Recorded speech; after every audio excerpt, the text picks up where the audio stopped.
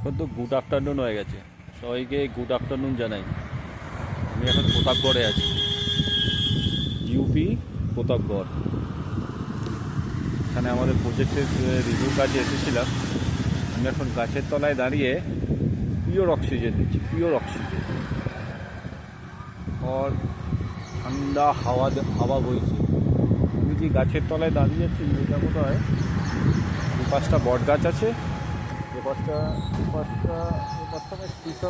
সিসম গাছের পেড় আছে। আমাকে আউট অফ ইন্ডিয়া যাওয়ার কোনো ইন্টারেস্ট নেই। আমার ইন্ডিয়াতে যা গ্রাম আছে আর আমাদের যা প্রজেক্ট আছে, কোম্পানির প্রজেক্ট রিভিউ করব, গ্রাম ঘুরে বেড়াবো।